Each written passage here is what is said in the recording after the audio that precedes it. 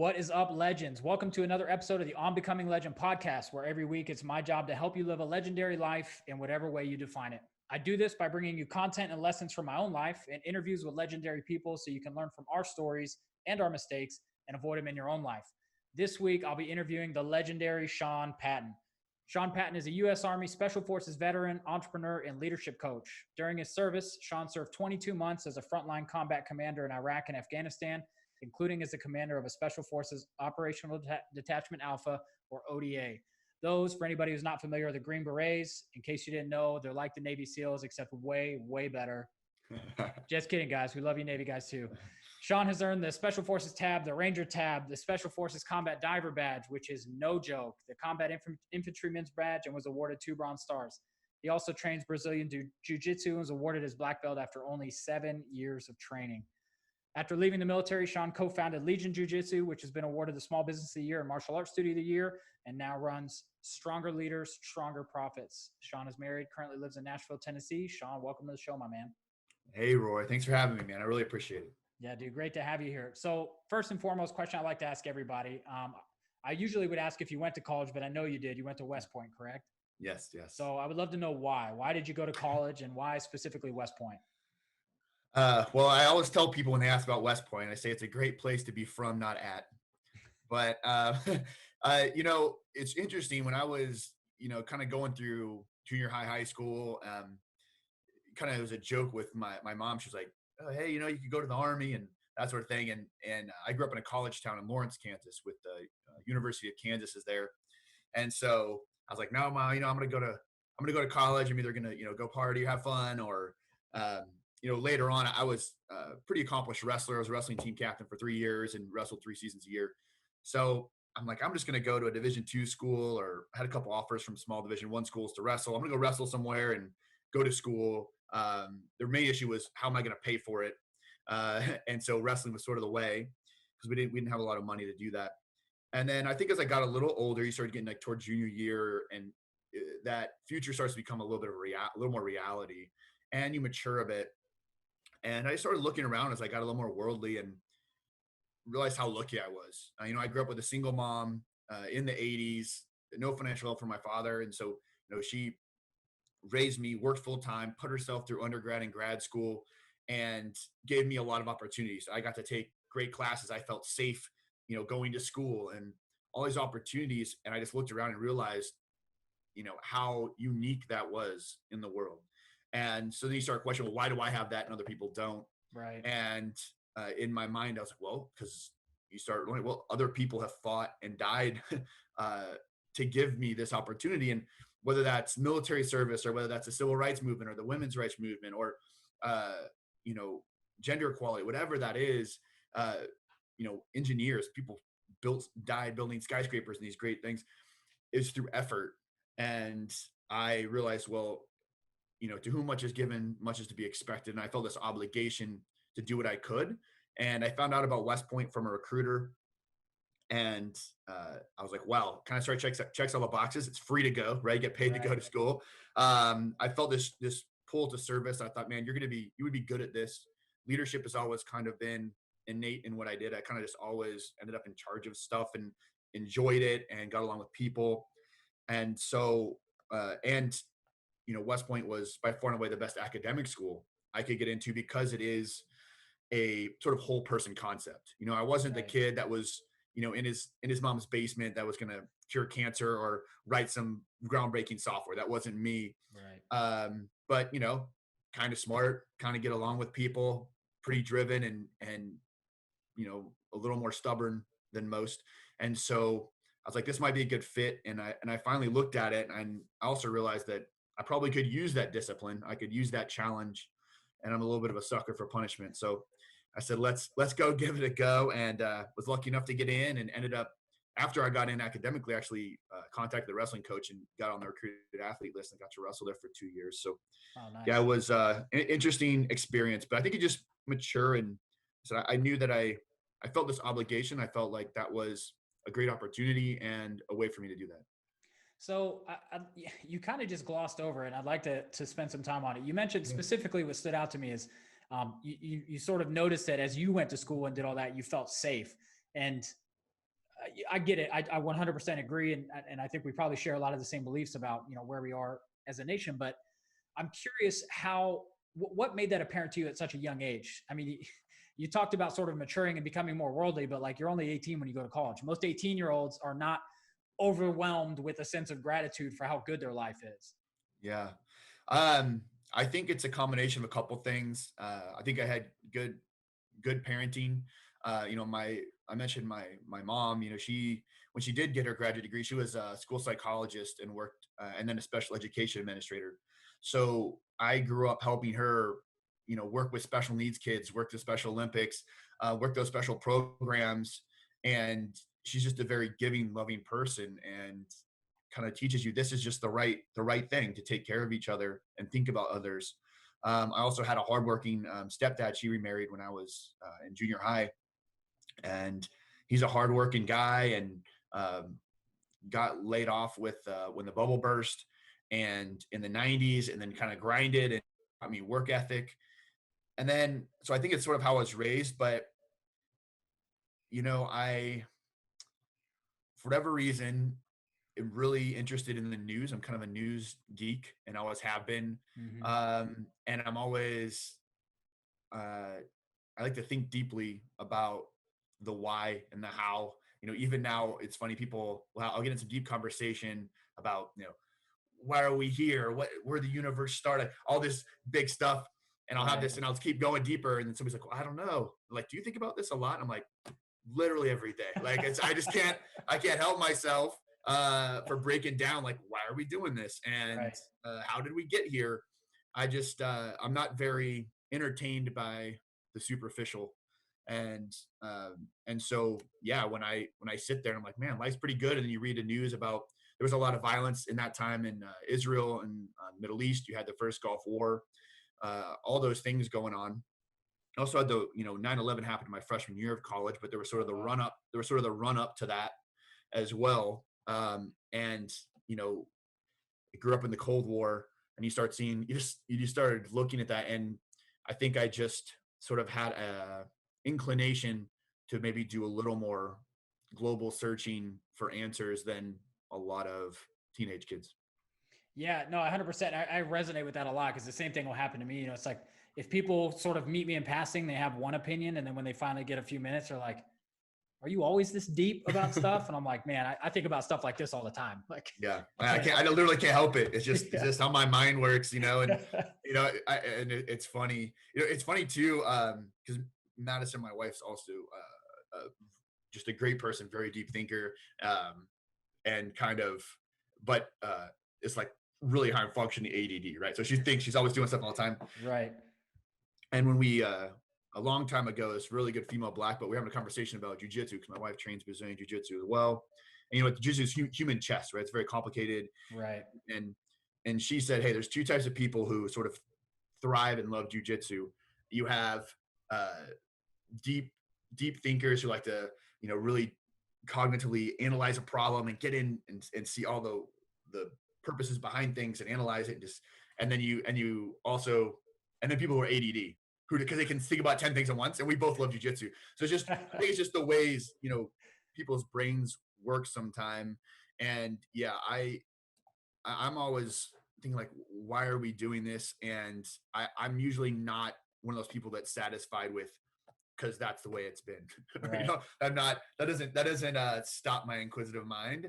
And I love things like, philosophy and logic and science. And I have a hard time relating to people who don't think that way. And right. Kind of the way I'm wired. Yeah, 100%. I get it. So I'm curious, I want to jump back to your upbringing. You mentioned a few different things, like sort of observing your stepdad really working hard, your mom working hard, and all of the things that you sort of learned, I guess, by watching them. Were those lessons also taught on purpose? Like, was your mom sitting down with you and talking to you about the importance of work ethic, or were all these lessons that you picked up just from observing how they interacted with the world and realizing this is how I'm supposed to be, or, the best way to be? I think most of it was observation. My mom would definitely focus a lot on being empathetic, on understanding other people's point of view. and being open and loving. Like that was really what she pushed me toward. I mean, my mom, before she did that, when she first time she went to college, before she didn't finish, she was like a drama and theater major. And she took me to musicals, and, we listened to, music and clean the house and sung and danced. Like she's almost like hippie-ish dancing around. Right. And I kind of got that from her. But I guess I just always looked around and saw, well, why do some people have some things and some don't, right? And I had friends, especially junior high and high school. I started having some friends with some different backgrounds than me. I didn't live in a house till I was in junior high. My parents got married. I was living in apartments in a college town. So like the first time we moved into a house, I couldn't even sleep for weeks. It was so quiet. and I'm used to like keg parties going around and right.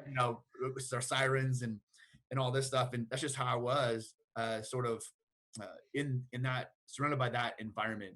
And then as I got to meet friends that came from different socioeconomic statuses, oh man, Mike's family goes to the Alps and skis. Oh, they get to go on vacation. What's a vacation? Right. They just go away for a few weeks and don't do anything. And I started to, well, I want those things. So what's the difference? Of like, man, the common denominator, those people worked for it. And I started realizing that I couldn't control some things. I couldn't control where I came from. I couldn't control, what happens to you. But I started realizing early on that, hard work pays off, and it's the only thing you can control. And I think, honestly, I started wrestling when I was 12, and that's a tough, mentally tough and physically tough sport. And I had some success with it. And I started realizing, man, the harder I work, the better I do. But you have to cut weight, right? So, I mean, it's not many 14 or 15-year-old kids or even adults, right, that could do that, that I was like, just was eating carrots and celery for 2 days straight, cutting off water for 24 hours, with sweats on, wrestling, passing out from dehydration, getting back up and doing it again. And when you just start building, it's like anything, right? It's like with us, with special forces, that sort of stuff. You can't jump, you can't skip steps, Right. You can't go from, I don't know computer code to, I'm going to code, the next great app. It doesn't work like that. And you can't go from, normal person sort of in their own world to, being a Green Beret. Like that's not going to happen. You have to build that resiliency and those lessons and mental toughness. And I think I just kind of put myself intentionally into tough situations because I think I just realized sort of innately early on that I needed that. I needed that toughness. And I also think my mom she wasn't that tough on me. Like she didn't push me. And I almost feel like, okay, I need to find this somewhere else. I mean, she pushed me to be a good person, but she wasn't like a tiger mom on top of me. Like, right, yeah. That, if I was like, I don't want to do that, she's like, okay, if you don't want to do it, don't do it. But I started realizing early on that I needed to seek out hardship. I needed to seek out suffering. And, it's like, I'm sure you're familiar with like Jordan Peterson, one of my favorite phrases he has is we're beasts of burden as humans. And of course I didn't know about him then, but reflecting back, we're only happy when we work, right?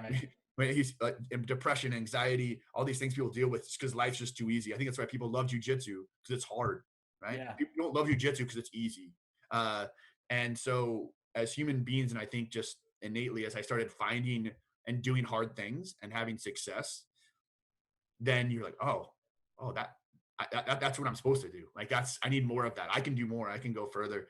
Right. And so I think a lot of it was just sort of innately in me that, and it just slowly escalated to a point where I'm like, now I'm doing things that I know other people can't do. And that's kind of cool. That's kind of cool. And that drives you to do even more, Yeah, absolutely. And I resonate with that so much because I think, that most of, I mean, I'd say probably 100% of everything I've learned has come from having to do something hard. Yeah. And the advantage of doing hard stuff is that when you do it successfully, there's really no argument about whether or not you're better than you were before. Like when you keep trying this hard thing and then finally you get it, like whether or not you believe in yourself, there is hard evidence that you are better than you used to be. And it's like you said, it just opens up your mind to, well, now what am I capable of? What else can I go do? Mm-hmm. It's so true. I think that I definitely think that there's a correlation between how unhappy people are and how easy or comfortable their life is. Mm-hmm. Because it is just completely unproductive. So I'm curious, when you first joined the military, we talked a little bit about why. What were your goals initially? So when you're heading off to West Point, did you have goals for yourself in terms of what you wanted to accomplish in the military starting out, or did that come later? So I didn't grow up around, like, so my mom literally almost discouraged me from going to the military. She was, I kind of had to talk her into it. But the more I thought about it, we had one talk where she said, well, why, why, like, why are you doing this? And I just looked her in the eye and said, Mom, I think this is going to make me a better man. And she's like, can't argue with that. And I was 17. And so when I went there, it's funny. For a lot of my life, I wanted to be a lawyer. So my plan going in to West Point was to go into military intelligence. And then after 18 months, you can apply.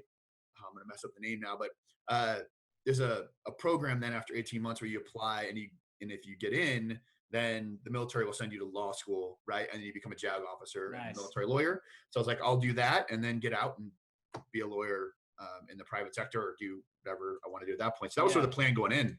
For the first couple of years, that was the plan. And then between my sophomore and junior year, one of the things you have to do in the summer is, if you like a military school, you have to go shadow an officer in the regular army, and then you have to come back and be cadre and be a leader for some military training at West Point. Right. And so I came back and I was basically a acting squad leader cadre for the second summer during a lot of the infantry and exposure to all the branches. And I started getting a real taste of doing army stuff, right? What people think of army stuff. People don't realize that very few percentage of the army people do what they consider army stuff, right? The tail of the army is very long. The tip of the spear is very small.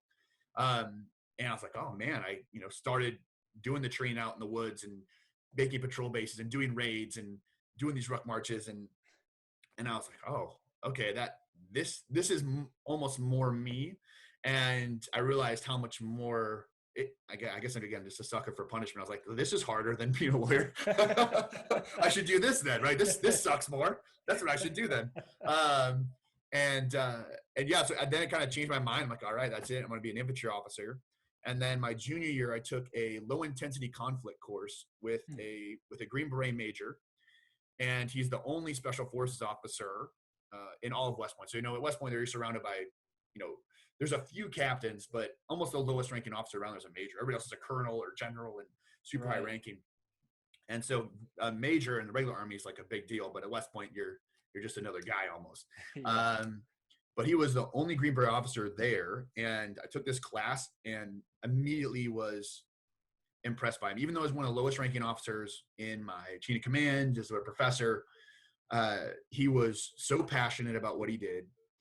He was one of the initial fifth group teams into Afghanistan in 2001. Nice. He had lost guys. He talked about how the war was personal, and he was straight up with us. He was like, look, guys, they made me come here. Like, I don't want to be here.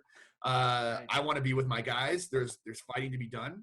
He's like, but duty is not doing what you want. Duty is doing the best at what your organization, about the army, what they need you to do. And right now, as much as I fought it, they sent me here to teach you. And he's like, I'm going to be the best damn officer, the best professor you've ever had.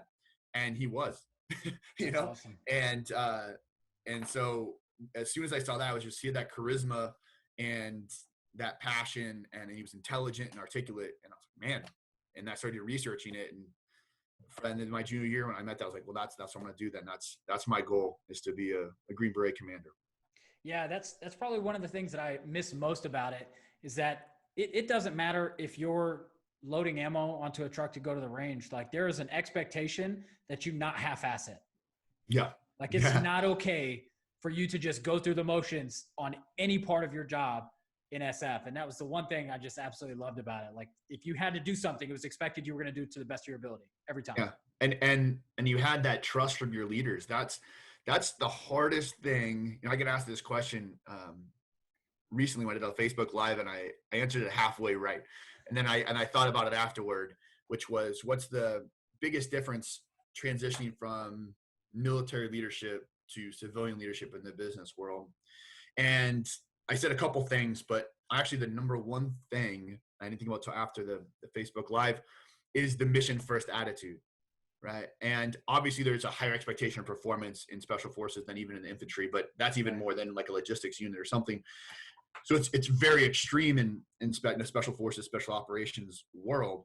But yeah, like everyone, there's just this expectation that getting the job done is going to happen, and it doesn't matter what that takes. And that's the expectation, right? That, you know, I mean, you were an 18 Charlie, right? You were a combo guy. And so, right? Echo, yeah. Yeah, or Echo. I'm sorry, Echo, not Charlie. Yeah, you're Echo, combo guy. Yeah, you've been out too long. I know, way too long, man. 5 years. I've been cramming all this other stuff in my head. Yeah, Echo combo. So yeah, you know, say, hey, we need, you know, these batteries, whatever. And it didn't matter what it took to get it. And you didn't have to ask questions, because sometimes as an officer, you wanted plausible deniability where it came from.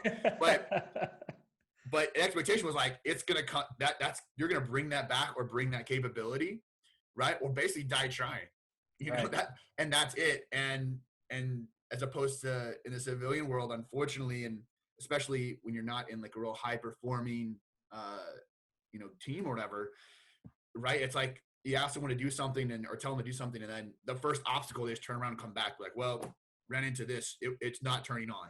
They're like, what? Okay, did you do this? Oh, no. Did you ask for help? No. Did you look it up on YouTube? I'm like, what? Like, oh my God. And, or, oh, well, it's 5 o'clock. We're like, yeah, but we didn't solve the thing. Well, yeah, but you know, right. So it's like, it's all about me, right? I'm most important. Mm-hmm. And that mind shift, transition out, I agree, was like one of probably the hardest thing for me. And was a rude awakening as a, you know, new business owner, new entrepreneur. It was, you know, I was so used to this SF guy stuff where we would, hey, do that. And it was, you're going to do it to the best of your ability, and you're going to get it done come hell or high water. And all I have to say is, do you understand what need to be done? Do you need any more resources from me? All right, cool.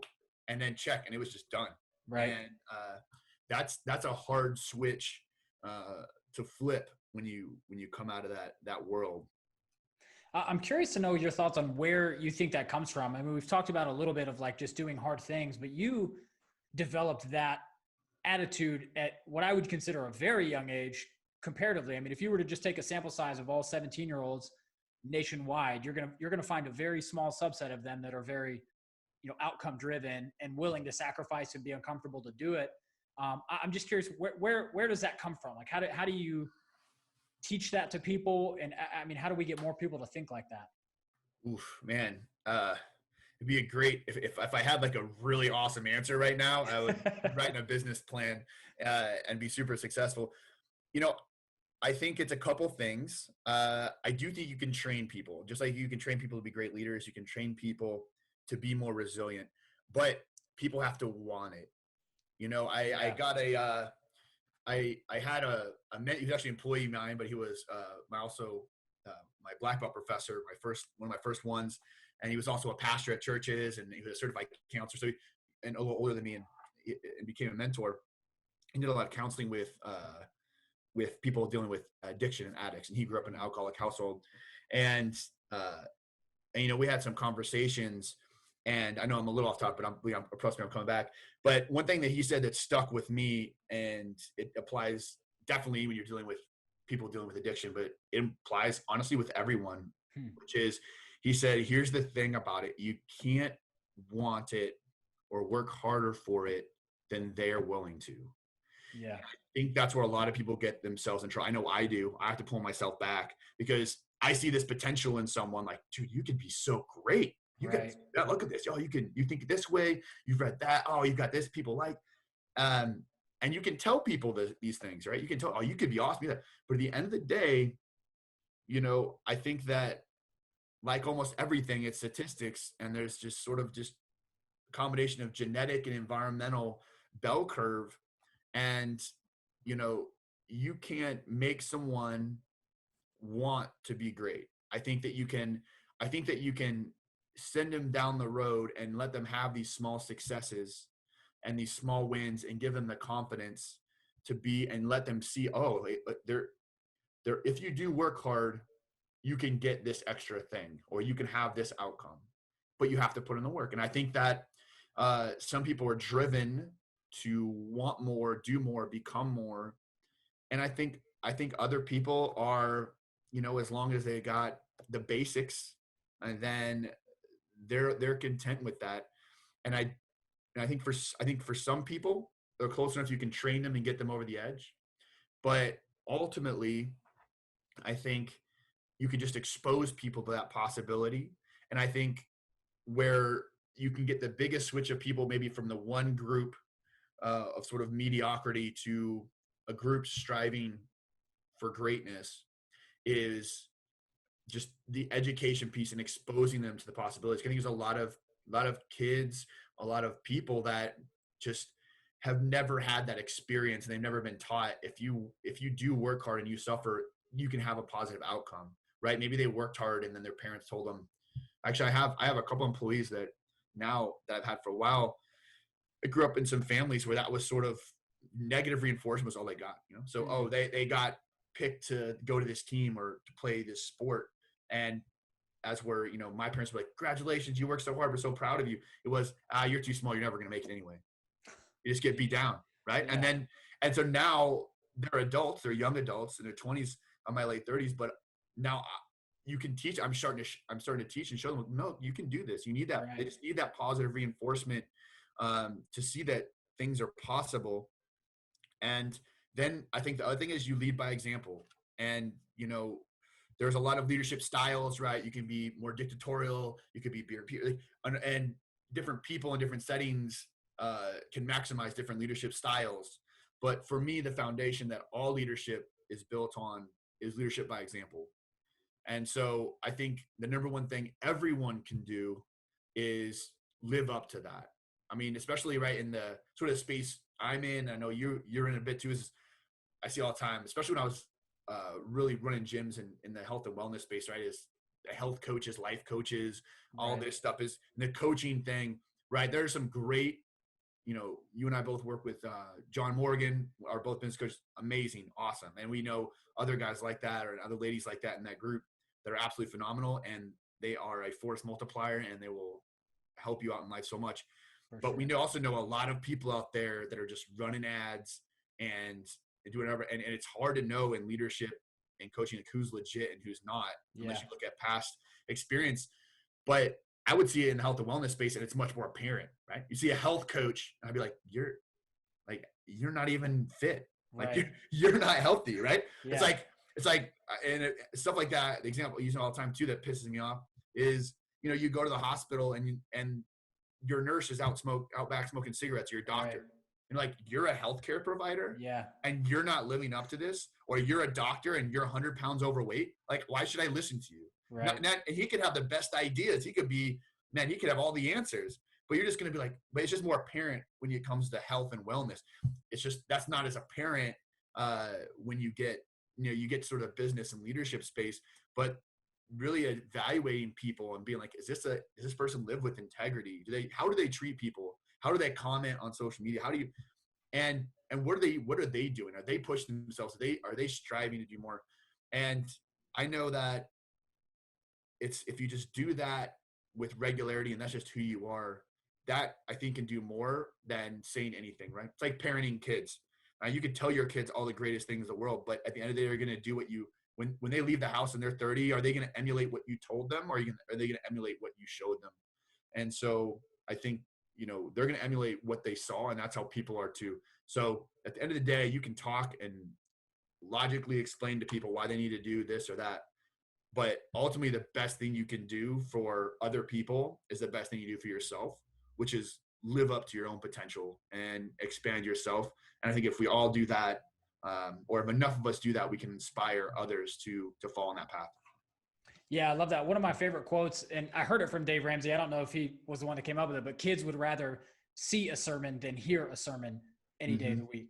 Mm-hmm. And I think about that a lot with my own kids. Like I can verbally coach them and talk them through things, but at the end of the day, like their you know, stickiest lessons are going to be the ones where they see me in a tough situation and they watch how I respond, or how do I treat that person that doesn't do anything for me. Like that's going to be, basically, I like to think of it as how I am is permission for my kids to be the same.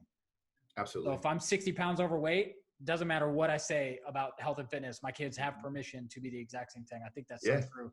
It's so true. And you see it with like coaches. That's the one thing. Like I'll see like high school coaches or whatever. Oh man. You know, and I'm just like, oh, you're like, if you're in a golf cart driving back and forth, tell them to run sprints, and you couldn't sprint to the fridge right now. Like, what are you doing? You know, and so that's why, you know, but that's leadership, right? Leaders eat last, you work harder, you sleep less, and you have to do that, right? You're the first one in and last one out. It's like you have to kill yourself. I mean, there's this balance that you have to achieve, but you know, if you can't, you should be willing to do everything you're asking your people to do, and you should be willing to work that hard, and you should be showing them that you can do more. If you want to inspire them to do more and be more and achieve more, you have to be doing that same thing. And if you're settling, they're going to settle.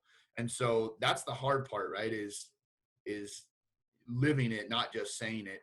And so that's my hope with, you know, as I grow this new business, as I work with clients, as I try to, I'm cognizant every day when I'm like, man, I just don't feel to working day. And, but I see myself, even though I don't have an ODA or a platoon or anything like that, you know, anymore. I do have employees, and I also have my clients, potential clients, and anyone else, especially this influencer culture we have. I know there's people that look at everything I put out and the way I treat people and how I push myself.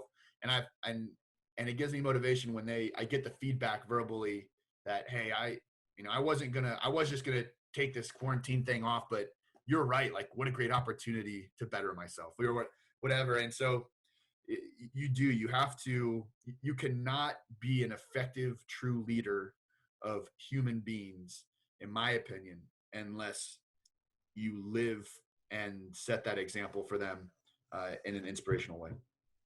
Yeah, that's awesome. And it sounds like you talked a little bit earlier about how important your mom was and, you know, demonstrating that leadership. And you told a little bit about her story, but I have a quote here from your website. So she worked full-time, raised me, put herself through undergraduate and graduate school, became a psychologist to serve others. When you grow up seeing firsthand the power of love, work ethic, determination, all excuses for mediocrity are off the table. And I would love to know how that's related to something else you had on your website where it says you were tier 1 rated ahead of your peers in every leadership role over a 10-year period. Yeah. I mean, well, I'm a competitive person, one, so that goes into it. Yeah. But I wasn't the guy but ultimately I wasn't the guy who, and obviously, I mean, I got out after 10 years, and one of those reasons is I didn't want to follow the path. So I'm not a careerist. I wasn't the guy who was like asking my commanders, what do I need to do to get career weighted? What do you know, all that stuff. I never even asked about my rating. I just went out every day and was like, I'm just going to be the best leader and best officer I can be for my team, for my guys, and whatever happens. And I think I learned that because my mom wasn't the type of person who looked for recognition. The recognition was internal, and that's kind of the same for me. It's nice to get awards, right? It's nice to have people recognize you and all that. But it's way more rewarding when you do have that person, you know, who says, I was headed down this path and now I'm not. Oh, hey, I wasn't going to come to training today, but God, I knew you were going to be here, you know? Right. And I think that, you know, one of my talks on trying to explain servant leadership and true leadership in the business world to clients, and when I give talks, is I actually have like a slide with, you know, a couple things on how do you know that it's working, right? Because it's not always apparent. Right. If you're not, like, how do you know if what you're doing, if you're leading and is actually being internalized and synthesized by these people? And one of them is they start emulating your behavior, right? Like I know Madison, my wife, I'll brag on her, but she's a sales manager, young sales manager at Postmates, a delivery company, and they have a headquarters here in Nashville. She's got a sales team, and you know, she works out, takes care of herself, and a lot of people on her team don't. And so she'd bring a salad in every day, and everyone else chips and you want pizza? We probably no, I'm good, and just wouldn't. People are like, oh my God. And then she started, you know what? Like, oh, did you know Sarah started bringing salads to work? Oh, so-and-so started bringing that. Oh, they're asking me how, what this workout should be. Right. Yeah. And that's just one example. I don't want to just hit on the health and wellness stuff. It's just more apparent, right, than in other things. But, or, they're journaling. Oh man, they decided to take this college class. And, they carry a book and pen around with them everywhere they go now, right? And you start seeing those little things and people start emulating those behaviors. You're winning, and you're actually changing people, and they're respecting and they want to be like you. And with my mom, it's just I realized how hard, and as the older I got and get, you start to realize how hard that is, right? Like, I don't have kids, you're a parent, but I have plenty of friends that are, it's like, man, being a single parent in 2020, dude, they're superheroes. It's incredible, right? I mean, and then a single mom, no financial help, no child support in the 80s. Unreal. And by the way, undergrad, grad school, by the way, and I just started, I'm like, man, and then I saw, there's the other thing too, and I don't want to be too negative, right? But you see other people's parents not, right? I saw a lot of times, my mom we'd have maybe a deep talk. You say, well, do you miss, do you wish that you had, a dad or whatever here? And of course you're like, oh, it'd be nice. But I'm like, but you know what, if that's what two parents looks like, I'm happy, like we're 100%. Good. I'd rather have one great one than two bad ones. Yeah. And those parents not setting that example and not controlling their emotions and not treating. And so you start to, again, the older I got, I started realizing, man, what my mom did was awesome. And I think that, to me, I also have been indoctrinated into the American dream, which isn't a bad thing, right? But to me, that American dream is, we're a nation of immigrants, right? And so it is come here, work hard, struggle, so that the next generation, you can give them the potential to do more, to give them a better start financially, with other opportunities, socially, exponentially, like in all these areas. To me, that is sort of the founding culture of America. Yeah, right. Whether you're on the left or right or anything else, to me, that's what really, outside of maybe our Bill of Rights and that sort of stuff, defines America. And it's not like that in a lot of places, right? That too. You've been other places, and you also other places that are more of collectivist culture than individual culture, not as achievement driven, all this stuff.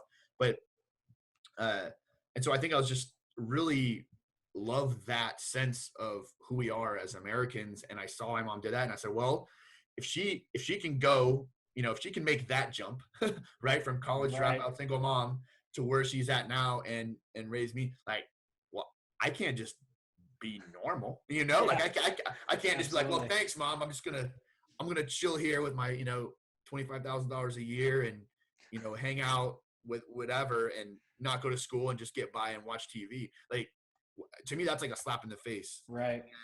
And so I felt an obligation. Again, it's that whole thing when people too much is given, much is to be expected. There's this obligation, and this is something that I talk about a lot, is this obligation of greatness with all of Americans. And I try to impart some of the perspective and gratitude that people will have a little more maybe worldly experience, like you or I have. Like, I talk to clients, I talk in my keynote speaking gigs, and I have pictures of, hey, by the way, this is middle class in Sudan. By the way, this is middle class in Afghanistan. Yeah. And they're and they would literally kill, sell children, cut off limb just to live in the house you live in. Right.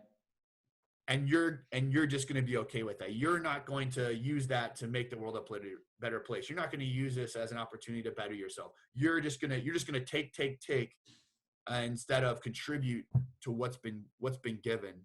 And man, when I do that, you'll see people's eyes open. You're like, God, you're right. Just that's like, awesome, man.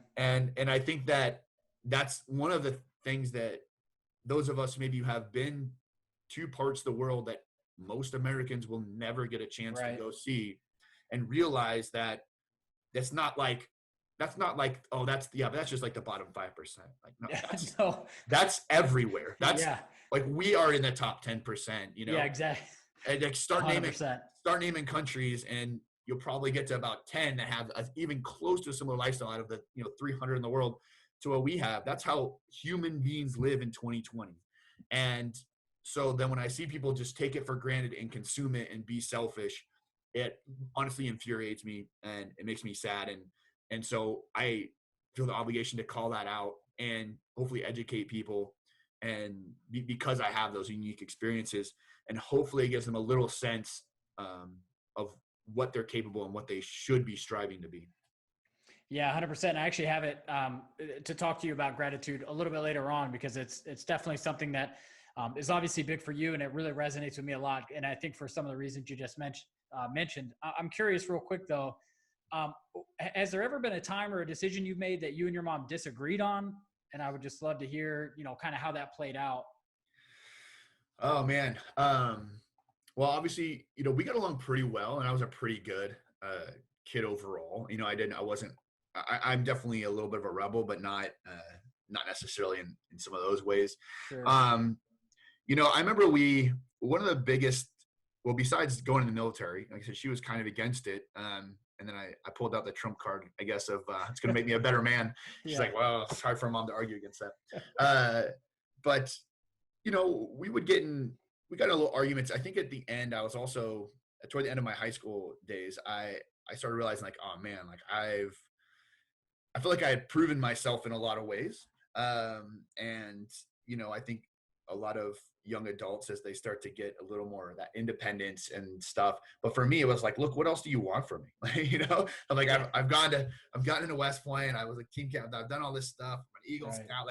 And then so it was still, I think, like I would go out late and like fall asleep or not call or, come back and she would be upset and worried.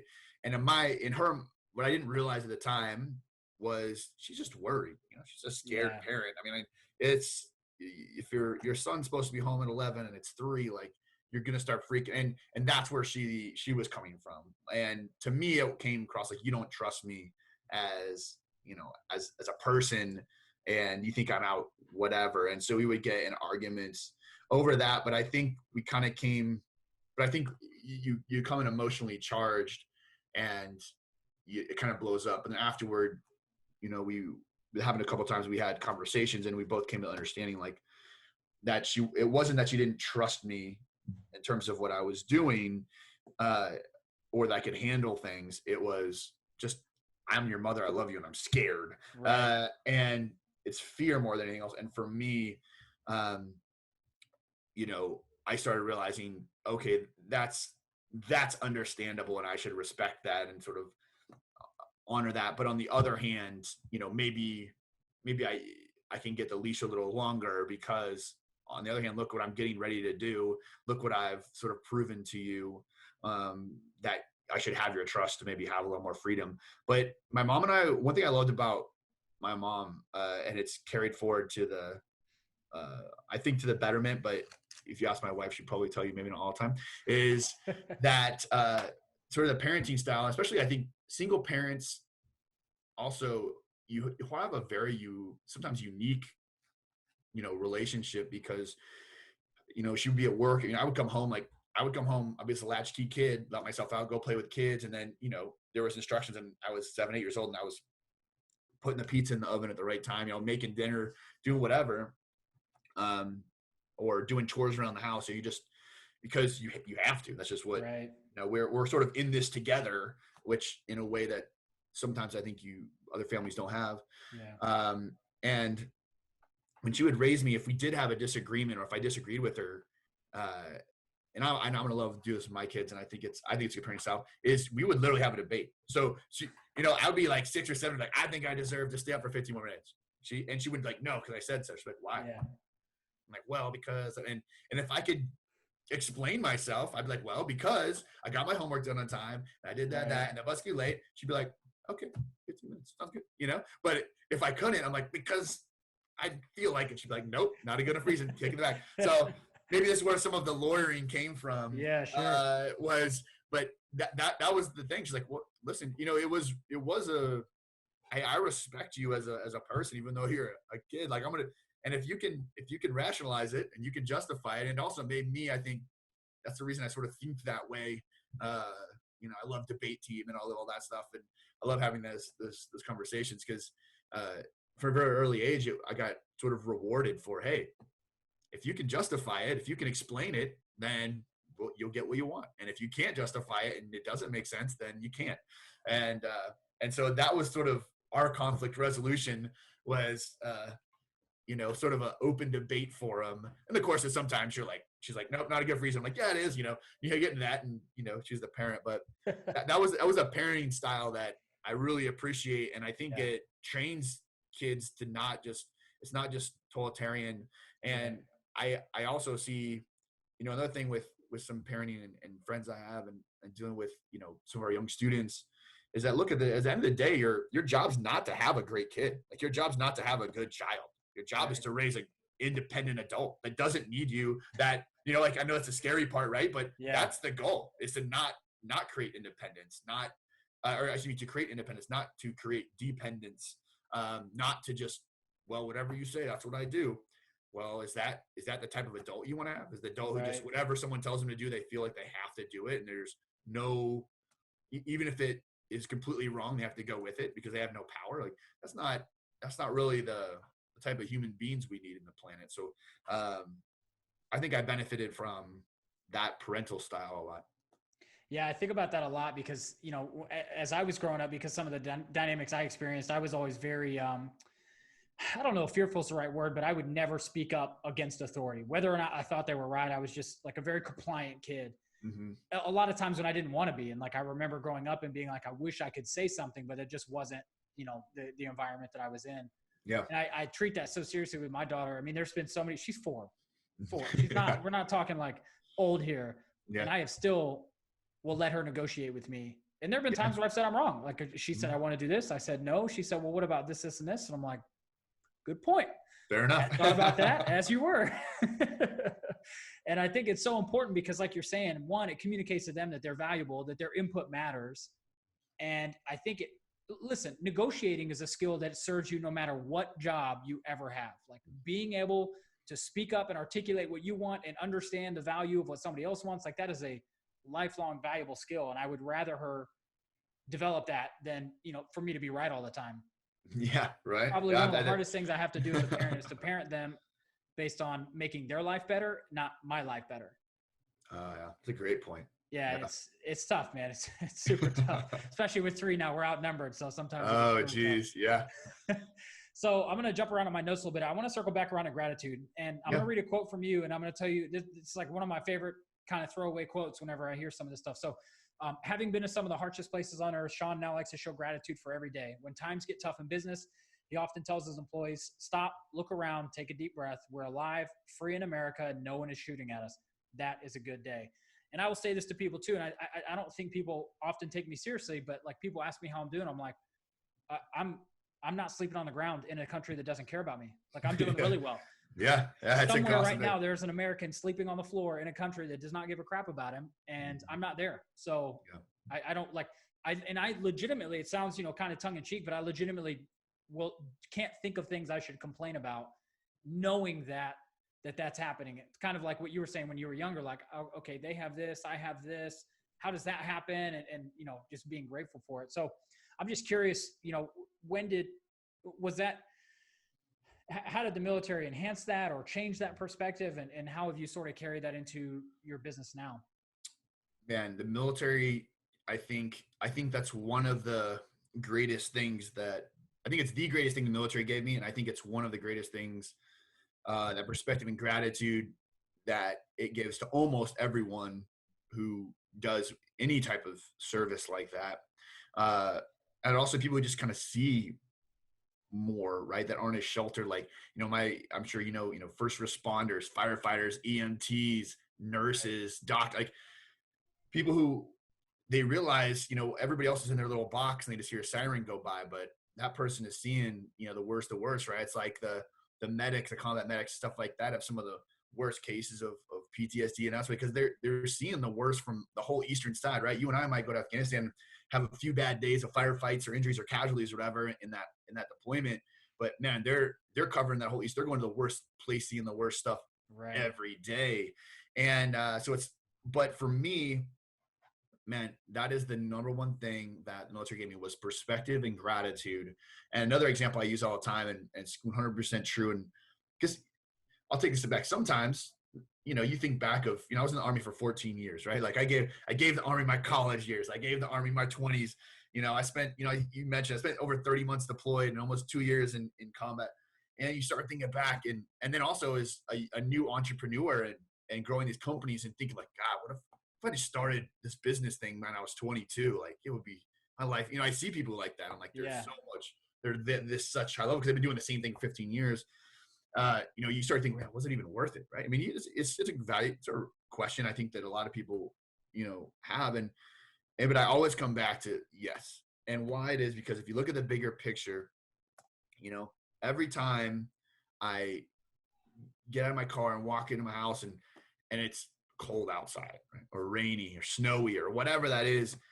And I literally get this like rush of dopamine and serotonin and feel good chemicals and just gratitude. It's like, man, because you know what sleeping in the rain's like, right? You know what mountain phase and ranger school, mountain school and ranger school in February is like, right? And being sore in muscles that you don't even know you have, and your forehead muscles and your arm. I mean, you've just been shivering. And you haven't stopped shivering for days, and then you stop and you're like, oh, my whole body, I feel like I hit by a truck just from shivering, right? And most people never get to experience that. Now and then, there's also people who grew up in way worse, situations than I did. And you did probably, people that grew up in real poverty in America. Right. People grow up with abusive households or with drug addiction or something like that. And then I think that people who have those unique perspectives than a lot of people, at least a lot of Americans have. You can look back at that and just you can feel it, and because you experienced it in a way that you and I can tell that story to somebody and they can be like, yeah, it sounds like it sucks, but it's just like anything. We weren't there, you don't know, right? And you haven't internalized it, and I'm grateful. Every time I just get on my porch and I get to come in and, oh, what, you a little chilly, hun? I'll go hit a button on the wall and it's 2 degrees warmer. Like, I mean, I think about central air and heat like every week, because in a way that if you just always get that and you haven't spent months without it, I remember we were in Afghanistan and we had this little cop. And we get a local contractor, but the Afghani, that we give the contracts to would always try to keep all the money for themselves instead of paying for the extra security guys they're supposed to have. And they kept getting assassinated, right? Like our water guy kept getting killed trying to get us water because they would try to keep all the money instead of splitting up on 4 of them and having security. And so because then we couldn't get anyone to take the contracts, so like guy keeps getting killed. And then we go we went like 3.5 weeks, with no clean water. And anyone who's been in the military, especially, I think, have gone through either harsh deployments or have gone through combat training, infantry stuff, Marines, whatever, SEALs, Green Berets, and knows what that first shower after 10 days in the field feels like, right? Like, oh my God, it's the fountain of youth. It might as well, it's like a massage out of the shower head. It's the greatest feeling in the world when you haven't had a shower for 10 days and you get one, or warm water in the middle of winter. And so all those little things, like if I think about it, it makes my food taste better. Mm-hmm. It makes me appreciate my house more. It makes me appreciate my wife more. Appreciates my dogs more. Appreciates my freedom more. All these things, these little things that I feel like are enhanced because of the intense gratitude I have for them, because I have not had them in a way someone who's maybe never been forced to go without those things, they can't experience it the same way. Right. And I get to do that. Maybe I gave that up in a lot of ways for those several years, but forever long, however many days I have left, these hopefully decades, it's enhancing my experience and my appreciation for each one of them. And so I think just like hard things, the lessons are worth it. I think those hard things are worth it because it enhances my life experience every day. So How would you encourage somebody, a civilian who wants that benefit? How would you encourage somebody who wants to really experience that firsthand to get what we got from just difficult situations, hard training, discomfort, things like that? How would you walk somebody through, sort of cultivating that kind of gratitude? So I think a lot of it is awareness, right? Just being aware of that's out there. But at the end of the day, and I tell my clients this, I tell friends this, they ask, places like, at the end of the day, you have to do hard things. Mm-hmm. Like you have to put yourself through that. So, like I train Brazilian Jiu-Jitsu. I think basically everybody should. I think that's the reason it's the fastest growing martial art in the world. And, all these famous people, will tell you about why it's the greatest thing. And, Joe Rogan, I'll say, if you can get a black belt in Brazilian Jiu-Jitsu, you can do anything in your world, in the world, in your life. And I think that's true, because it's just so hard. It's 10 years of suffering, right, and commitment. So that's what helps keep me doing that now. But not everybody is going to be comfortable or want to do that. But man, like, you've got to go out and do, train and do a Tough Mudder, right? Train and go run a marathon. Go do a long hike, in a national park where you have to sleep out and take care of yourself. Go volunteer, go do a mission trip in a third world country. Like, you have to, I mean, fortunately or unfortunately, for most Americans, we have to consciously put ourselves through that type of adversity, because that adversity is not going to naturally find you. And so to have that appreciation and that gratitude, you have to go find hard things and you have to do them. And I think that my belief is that maybe not all of it, because there's hard intellectually things. There's things like, writing a book is really hard. Or doing whatever. I mean, there's a lot of those intellectual type pursuits, but it's not the same. Your mind and body are connected. It can't just be that. And in a lot of ways, I also don't think it can just be suffering, right? I think, like, physically, I think it has to be something that is both physically and mentally challenging. And the harder and longer and more challenging it is, the more benefit you're going to get from it, right? I'm not saying to do something stupid and hurt yourself. I'm not saying that, right? Sure. But we're just and trying a new skill, right? Like, maybe you make a goal of, I kind of enjoy rock climbing at the rock wall, my local co-op. Let's make a goal in, a year to go do a 6-pitch climb somewhere, or go do Devil's Tower in 2 years, or do, just set something like that is going to be hard, and you have to put yourself through that. And I think that's why those, like, Tough Mudders and Spartan races and Battle Frogs, and right, like, why are those so popular? Right. Like, why do people? Because we're seeking that out. We're seeking suffering because it's in our genetics. And one of my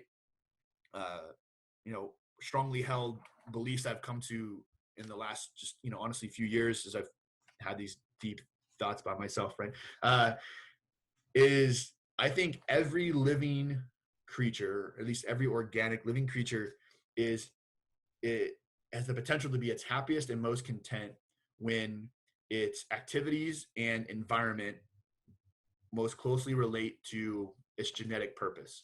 So that's sort of like, that's super heady, I think, for a lot of people, but right. So I think that's the reason when we live in big cities and we don't have close friends, like, you can live in Manhattan with 9 million people and be lonely. Right? Because we're not designed to live like this. We're also not designed to, I don't know, my phone is up here, but yeah, we're not designed to have our interactions all go through this, or stare at this thing, or have, the serotonin hits from dopamine and serotonin in this. Maybe our genetics, our evolution, as our DNA doesn't move as fast as technology does, and as fast as civilization has. And I think that's the cause of a lot of issues. And I think what people can do is, I'm not saying to, I'm not like a Unabomber. I'm not saying reject all that, progress, but I do think that people will be happier if you, like, find a good tribe. I think that's another reason people like jiu-jitsu, or they like their CrossFit gym, or they like or even their church group, or they like whatever that is. You'll find very, I think, few people who are really happy and content and thriving and doing well that don't have a tribe. Yep. And I think that we're naturally designed to, and there's a lot of science, behind this, that we're, we can know closely like 120 to 150 people.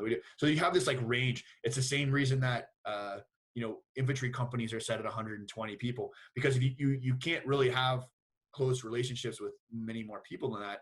And so that's why someone who has 1 million followers can be super lonely. I've got a lot of friends, but man, that person with no social media that has 20, great friends that'll take care of them and have real relationships with is happier. And so I think as human beings, we're genetically predisposed to need a tribe around us of close people that we can trust and rely on. When you separate, there's a reason that, isolation is torture, right? That's well, people will get sick and die if we're not around other people. So that shows you that there's a health component. We need other people. We need, and I think with this quarantine, people are finding out even more, right? For real life, 100%. They're struggling to make those connections and be like, oh God, it just would happen before, but I need this. And hopefully the people are being more deliberate about that with their relationships, and that'll carry on after this. But I think part of that genetic thing is we're meant to work. Like we're meant to build things. We're meant to go hunt and have our food. Anyone who's hunted or killed for their food will tell you that is a way different experience than buying that chicken at Walmart or at the grocery store, right? At Kroger, whatever it is. Like the connection and appreciation you have for what it took to create that thing, and that you had to work hard for it, that you had to take a life for that. Hunters will talk about how that they have this connection with what they're eating. And Native Americans, they would say the same thing. They would have this respect for what they're killed. And now we have factory farms that are just pumping out these crazy, genetically engineered, not even, animals getting treated and stuffed into stuff. It's just like, I just think that, the further you get away from that and you really do some analysis of like who human beings are. And I think if you can find ways to align yourself better with what you're genetically supposed to be doing, even in this modern world, I think you can find contentness and happiness much, much more, just have a more fulfilling existence. Yeah, I agree with that 100%. And I mean, I think that's, if you just look at the fact of all the activities that we I say created as recreation, it's exactly that. It's a recreation of what we would have been doing. Like running would have been a part of our daily life. Climbing, martial arts, probably hunting, like all of these activities that are hobbies or recreation now, or would have been just daily life for us 100, 500, 1,000 years ago. And I think that's why, you just look at all the positive results that come from that, the hormone releases, all the benefits that come from doing those activities. It's like, that's what we would have been doing every day. It would have been sort of our baseline. And yeah, so we've created this life now where, it's like a catch-22, right? Because those people wanted an easier life. They wanted to have to do less climbing and running and building and hunting and defending and all that. And now we've like gone full the other way, where we don't have to do any of that hard stuff, and people are unhappy and still haven't quite figured out what it takes. So yeah, it's super fascinating and a fairly, like you said, heady conversation when you really start going down the rabbit hole. I'm curious how you obviously have a very strong mindset, but I'm sure you don't win every day. So I'm curious how you protect your mindset. And, if you kind of feel yourself, how do you identify if you're going off center or away from where you want to be? And then how do you get yourself right again? Yeah. And I do. And it's, man, especially the last few years, it's been, as the transition from being in the military, especially being in a unit like a special forces unit, to being, really kind of by yourself in the business world, and not saying, oh, here's this mission, and you're always being forced to have these wins and feel a sense of accomplishment. And you almost have to manufacture that in the civilian world. I think that's really can be hard. And I've had some failures. My first business, when I got out, I put everything into it. I took investors.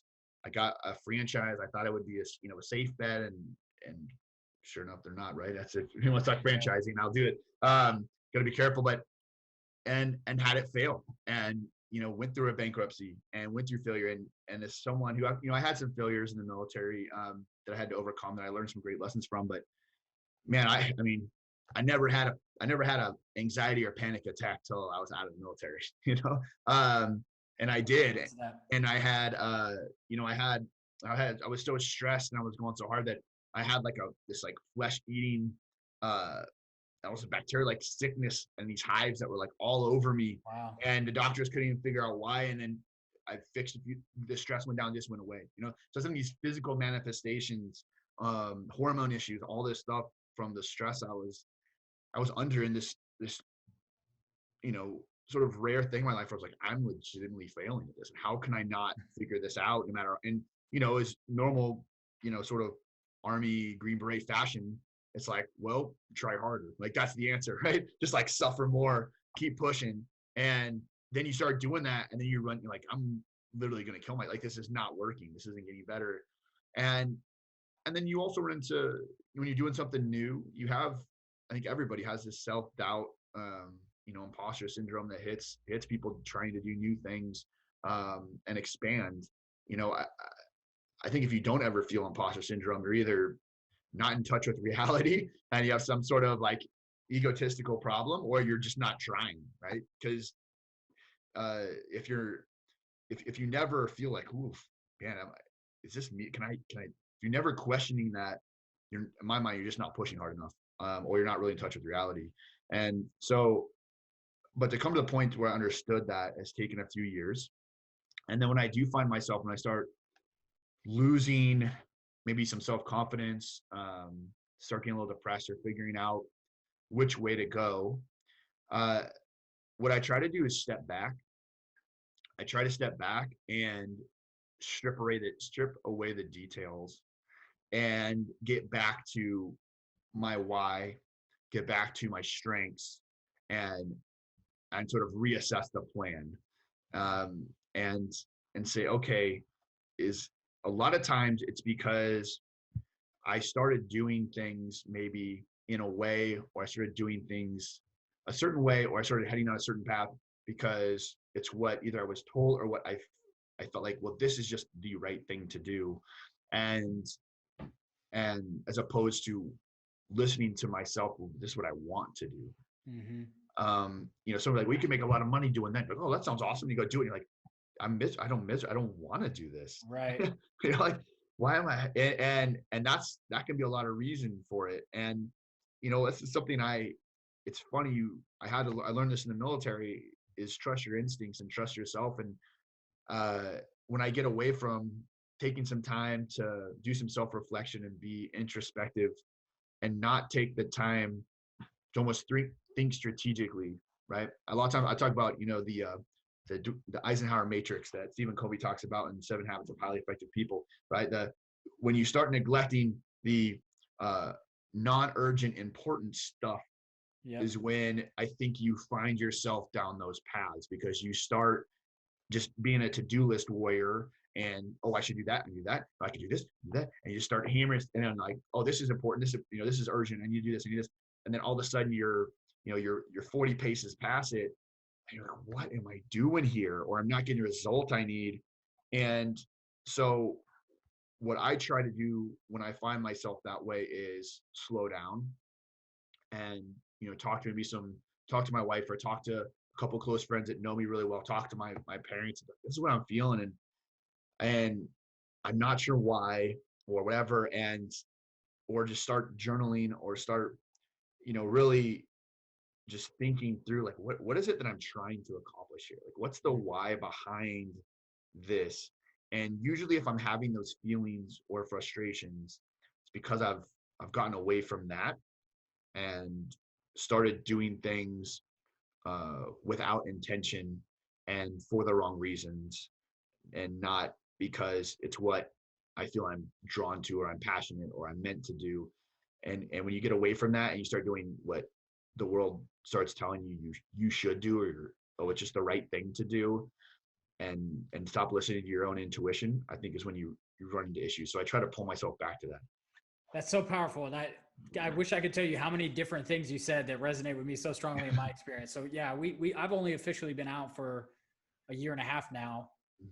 I think that's right. But it was a very similar thing. We had sort of toyed around with a few different internet businesses, because we knew when we started having kids, we wanted my wife to stay home. So we just started looking at how do we make a little bit of money online. It was an online store, whatever. And around the time we found out we were going to realize we were going to be getting out, actually for a similar reason. I could sort of see the next few steps in the military, and I was like, I don't really want that. That's not what I want my future to look like. Like, I'm super grateful for everything I've gone through and all the experience and all that, but like, this isn't what I want. So, and then when I got out, I started a marketing agency. It just fit some of the skills I had, and I was able to build a business and replace my military income in like a few months. I was like, oh wow, this is awesome. Cool. Yeah. So then I'm like, all right, well, what does it take to, get the 6 or 7 figure business, right? Like everybody talks about on the internet. It's like how to have $1 million business. And I got just a little bit down that road, and I was like, I don't really like this path either. Like I was where I was, and there was a certain level of satisfaction and happiness. And I looked at 4 or 5Xing that, and I was like, I don't want that. Mm-hmm. And it's like, but before I had that thought, I had already pushed myself and like was working too hard and way too many hours and like not seeing my family as much. And I was like, what is happening? Like, how do I work for myself and I'm not seeing my family any more than I did when I was in the Army? I was like, this is wrong. So yeah, like you said, coming back to your why and thinking about that, I think that's so powerful. And I think that there's probably something that I know, at least I learned in the military, that is super valuable in that process. And it's just being willing to change paths. Mm-hmm. And I think so many people are so nervous about, well, what if I look like a failure? What are people going to say? What if I just shut this business down and start something new? How will that look? What about my reputation? It's like, man, none of that matters. Mm-hmm. To your point, like, well, just play that out for 10 years. Let's say you stay on this path for 10 years, just so they don't talk about you. What's life going to look like for you? Yeah. And you're not going to be, and that's the point is, I know I learned a really important lesson for me, because when I got in the military too, I was like, I'm going to start these companies, and I'll be rich, and I'm going to do this. And, and I want to be wealthy, and I want to build these businesses, but not at but I guess I thought that was the answer for contentment and happiness, right? And this is going, well, like business, the more money you have, you're more successful, right? So you're better, and you're happier. And, and when I was about the time I got out of the military, or right before that, I had gone through divorce, and I was really unhappy. It was emotionally and borderline physically abusive, and it was just a bad situation all around. But man, I had a ton of money. I was a captain, get ready to put on major, no kids, had the big house, had the F-150 Platinum, had a 4-wheeler, had the brand new Harley, had all these things. Right. I was in a great unit, and I was doing all this stuff. And, but I was like, I was miserable, and I knew that I was stressed about getting out of the military, and I knew this was what I wanted to do anymore, because I couldn't command troops anymore. That's what I wanted to do. And then, fast forward a few years later, when I had this, I had a business, and it was, that was failing, and I was knowing I was gonna have to close that, and what else was I gonna do? And I knew I had to pivot, and I was poorer than I had been, since I was 22, and I was in my mid 30s. And it was literally like, well, let's check and see how much money I have in the bank account, see if I can get groceries. It was down to that level. And doing wrong, it's now that we're sort of past that, the financial stress is real, and it's awful. And, there is a certain level there that of sustenance that is important. But you know what? I was happy.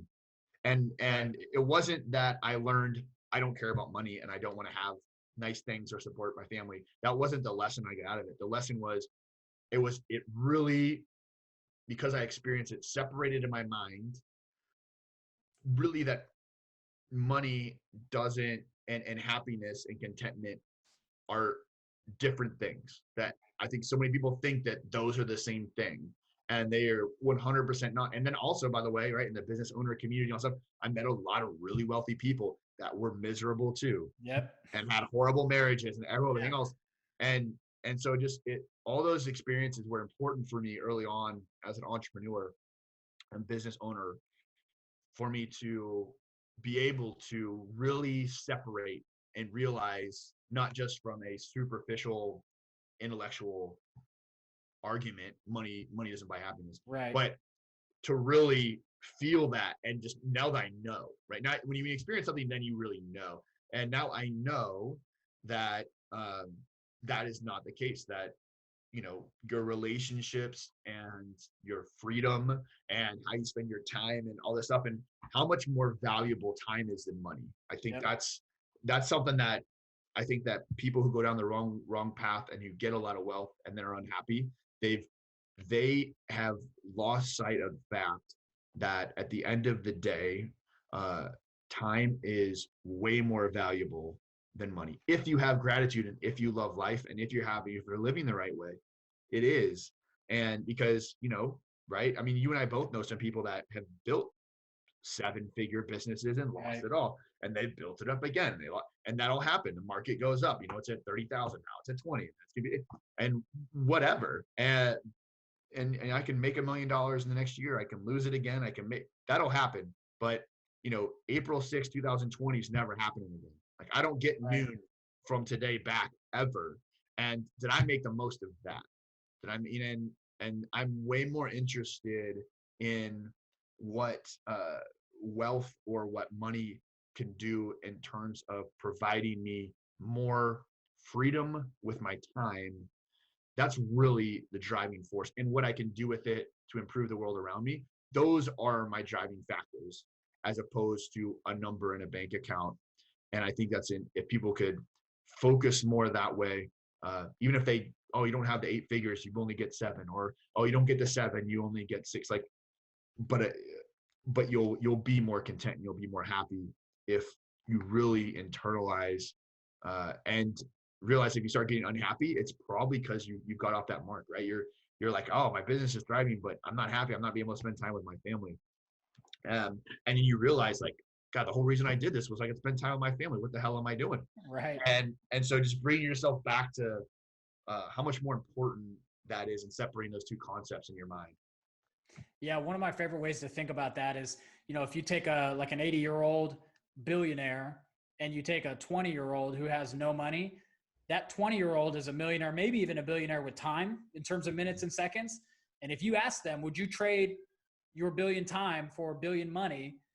Because that billionaire would trade his money to go back to being 20 again. Oh, absolutely. He would give it all back in a heartbeat to start over. And so it really for me, it really, brings that perspective front and center of how much more valuable time is than money. But we get so caught up in, well, when I have this much money, then I can be happy. Then I'll be happy. Yeah. It's such a trap, man.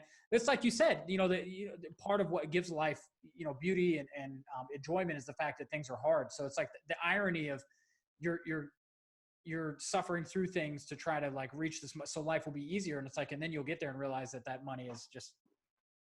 And then, and then you'll get there and you'll be like, oh, well, if I just get a bigger house, and you get the bigger house and you like get a 3-car garage, like, well, if I only got 2 cars now, I guess I got to fill up the garage, and then I got to get a boat. And then, oh God, and it's like, well, why isn't he happy? He's worth $100 million. Like, well, it's because his buddies have a jet. He thinks he needs a jet to be happy.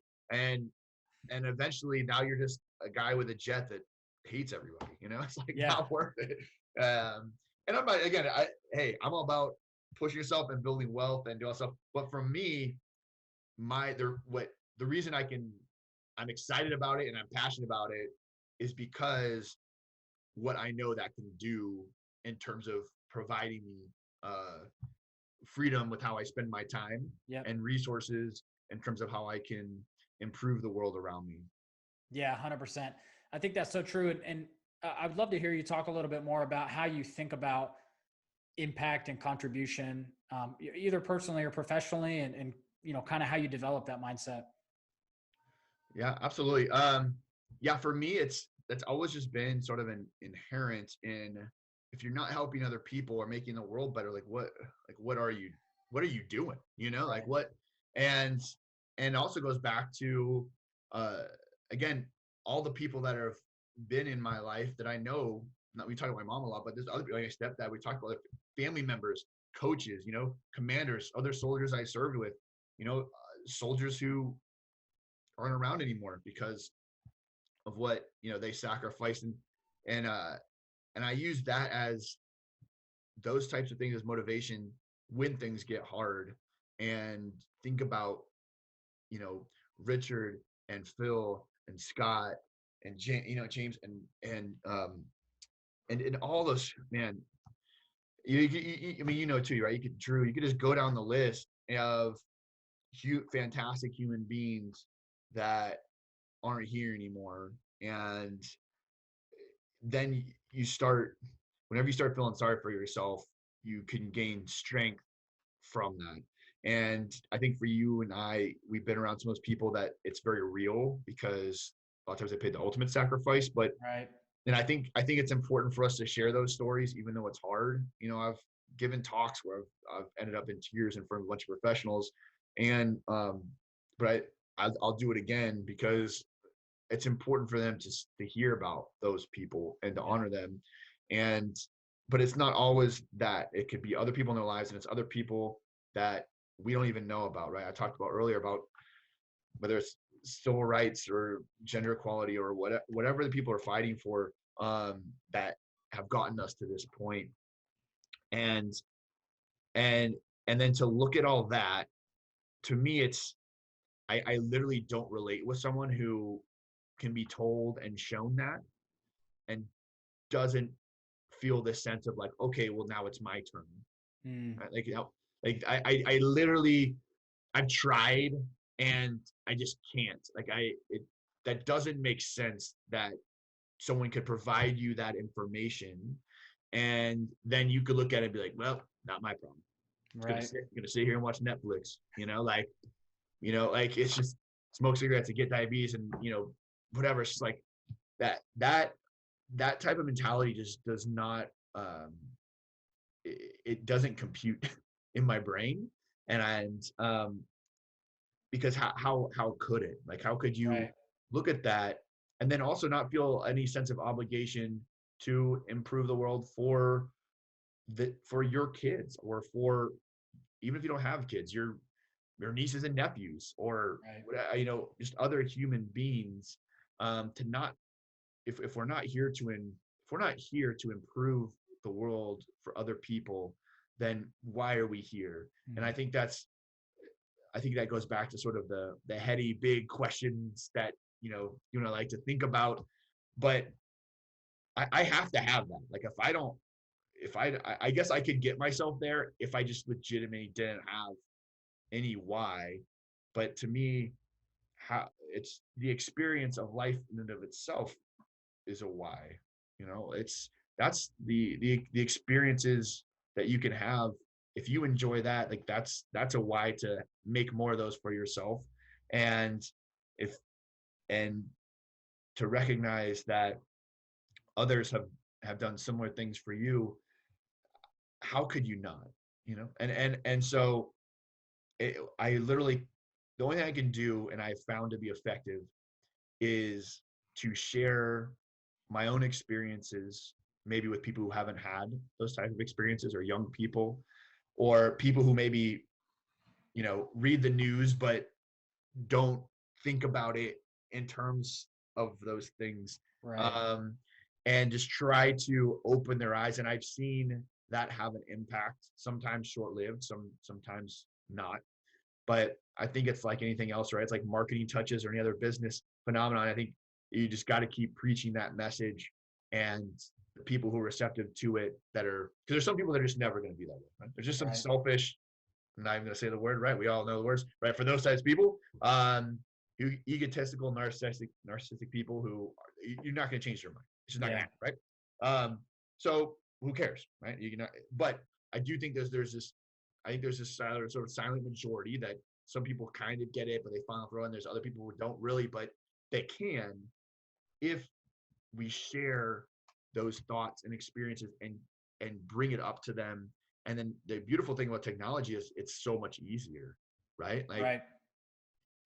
man, you could spend 20 minutes on YouTube and talk about the Syrian war and show them some videos of some of the atrocities and things going on over there. And if you don't have a sense of appreciation for the safety that you're experiencing today, like, I don't know what kind of human you are, So I think sometimes it's just, but a lot of people won't, not that I hate watching that stuff and that sort of thing, but there's some people who, again, just haven't experienced enough hardship, Mm. or enough of that harsh reality, to understand what the world really is. And so we have to bring those experiences to life for them, so that they can understand that outside of this comfy world and country that we live in, even though we do have, right? And I always tell, I'm not trying to, like,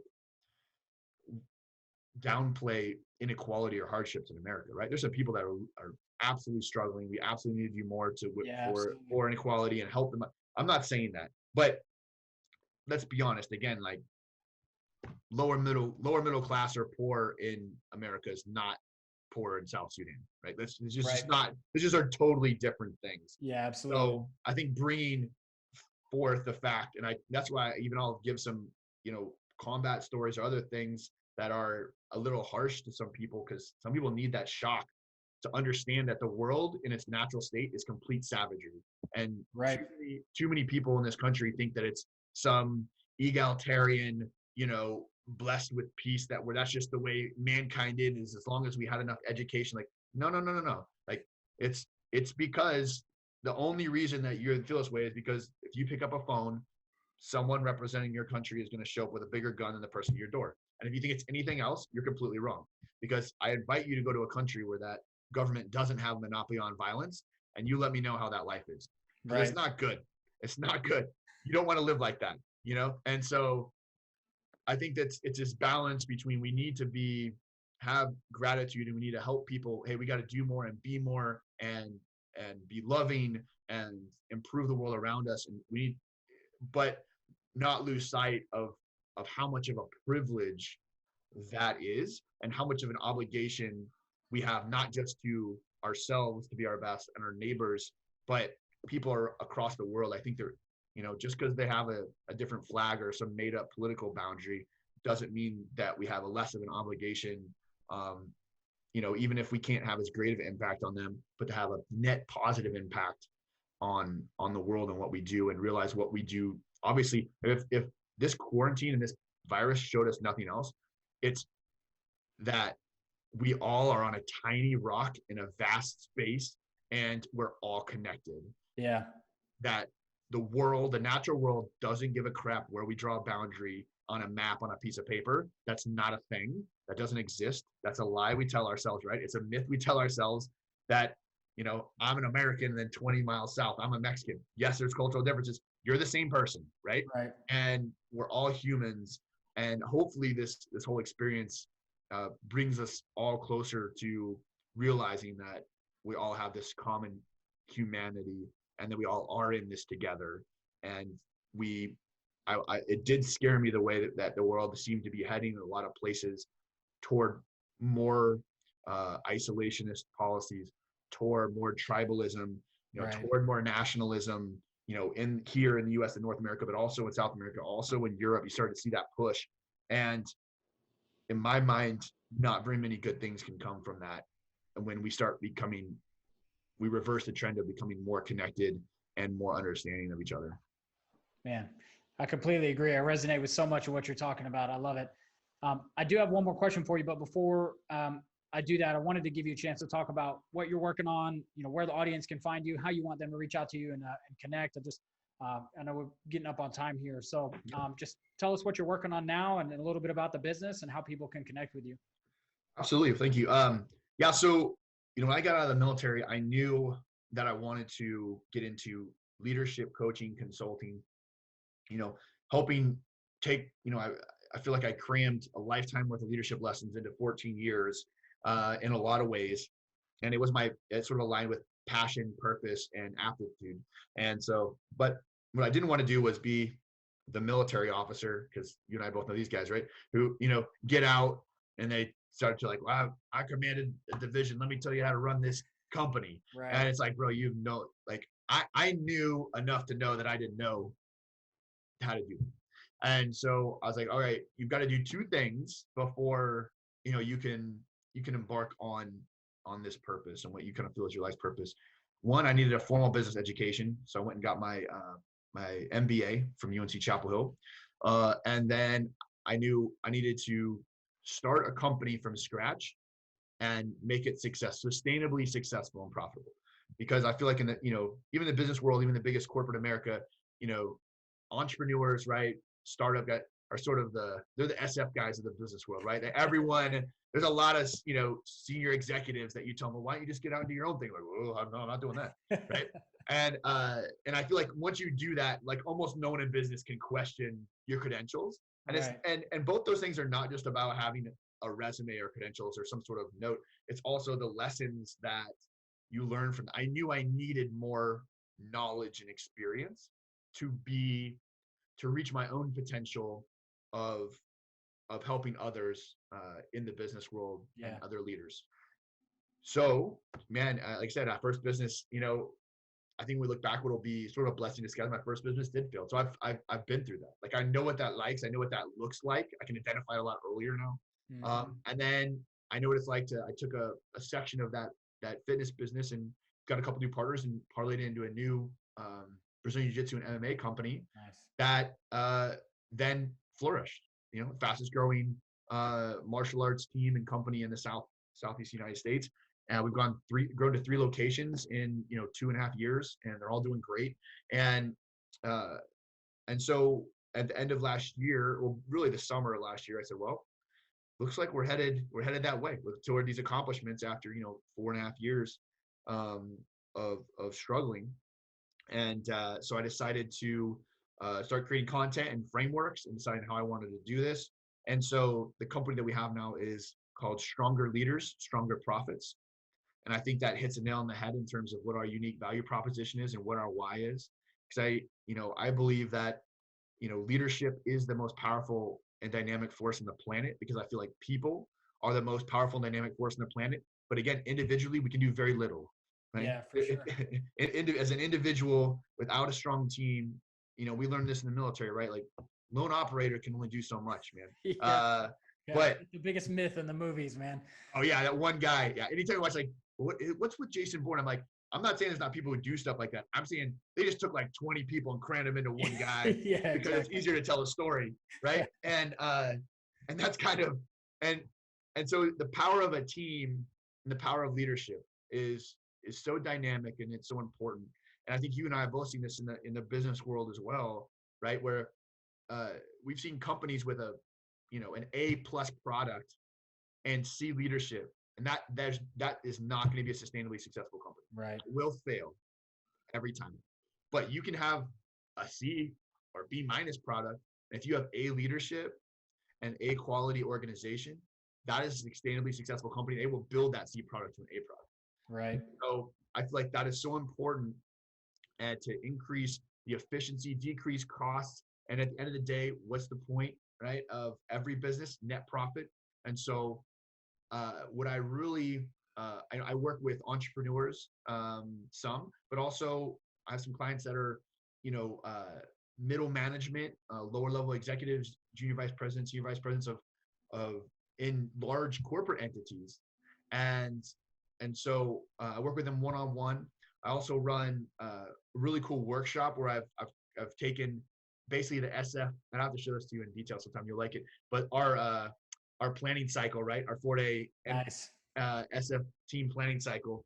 And I've created a leadership workshop out of that, where I take lessons in leadership, teach some of that, and then teach them how to plan. I have them run through and do like a small military mission, and they have to brief it and do course of action development and all this stuff. So you're teaching them how to do strategic planning, but in a business context. And of course, I do some speaking and consulting on certain things. So, but yeah, if you want to check it out, again, it's Stronger Leaders, StrongerProfits.com. And you can find, on Facebook, Instagram, all that stuff, on YouTube, some content all around that. And then if you want to find me kind of individually, I'm under, Sean Patton or Sean Patton Presents on Instagram and Facebook, and kind of see the other stuff that I like to do in terms of jiu-jitsu and health and wellness and fitness and sort of mindset. But I'm really excited about bringing some of these unique perspectives and mindset to these and tools to these business leaders that are motivated. And so far the company's been around for about 6 months right now. The response has been overwhelmingly positive. And, and it's funny because at first it was, come in and, speak to this small group. It was like, that was great. Can you do this in 2 weeks? Yeah. And then it was a bigger group. Yeah. And then it was, what else do you got? Hey, let's do the workshop. And then, and that's kind of how it's been so far. And so it's been a fun ride, and I am just ecstatic and really excited to, be at the precipice of this new journey and see hopefully what value I can bring to other folks in their companies. That's awesome, man. Yeah, I'm looking forward to seeing more of that. And I've been following you for a while, and I love the content. That's great, man. Glad to hear you're doing well with that. So my last question, and then we'll wrap up. We touched on a little bit with impact and contribution, but there is sort of a semantic difference. What does legacy mean to you? Honestly, it's something I do think about. I think anyone who really puts some thought into their own mortality uh, does have this thought, right? And it's something that is very important to me. But I think legacy is, when your work's done, right? What what lasting impact have you had on other people and on the world that's going to carry on past your time? Because for me, you can always, oh well, I can do this tomorrow, and something could change, and you got all this stuff can happen. But when the mission's done, right? When you're gone, what what have you done to improve the world around you? And it really gets at the heart of my my true kind of why, which is the real driving factor behind everything I do, not just my business but in life, is looking around at and understanding human potential and seeing if everyone, let's say, reached, but at least strove to reach their own individual potential currently, much less in the past, uh, where we would be as a society, where we would be as a world, how we would live right now, the things we'd have to deal with, and the life that we would all get to live. And when I look at where that could be versus where we are, that gap is so vast that it honestly makes me angry. It makes me sad. It makes me depressed. And it also drives me to try to empower and inspire others to see the same gap I see, and to be uh, not be okay with it, right? To not be apathetic toward that responsibility. And so legacy for me is to have the greatest impact on as many people, because ultimately, what if we're not talking about people, what are we talking about? We talk about the world, right? But the greatest impact on as many people as possible, and leaving the greatest positive impact, hopefully, that just moves that needle toward true human potential, just a little bit, but I mean, as much as I can. um, even if it is just a little bit, my own little ecosystem. But I can, if that's the legacy that when my time's done I've left, then to me I can be satisfied with the life that I've led. And if I felt like I hadn't done that, I think I'd be on my deathbed, uh, unsatisfied. And you never know when that's coming.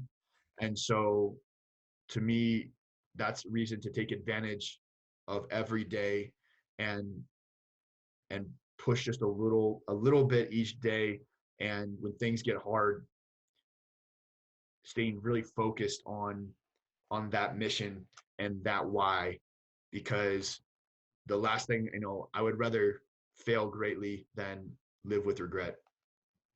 Yeah, absolutely. Thank you so much for sharing that. Well, look, we talked for a while and we didn't even get all the way through most of my notes and questions. I'm sure we could probably go even longer on Absolutely military stories and stuff like that. So I knew we had a little bit in common. I didn't realize we had quite this much in common. So it's been really good talking to you. I appreciate you coming on. For anybody listening that wants to connect with Sean, I will put links to all of his profiles and everything in the notes, so you guys can do that. Yeah, and then we'll probably have to bring you back on, man, and do a part 2 at some point to go through more of the military stuff and figure out what else we have in common. I would love it, man. Thank you so much, Roy. I would love what you're doing as well. And man, I'd be happy to come on anytime. Awesome, man. Great talking with you, Sean. Dude, take care.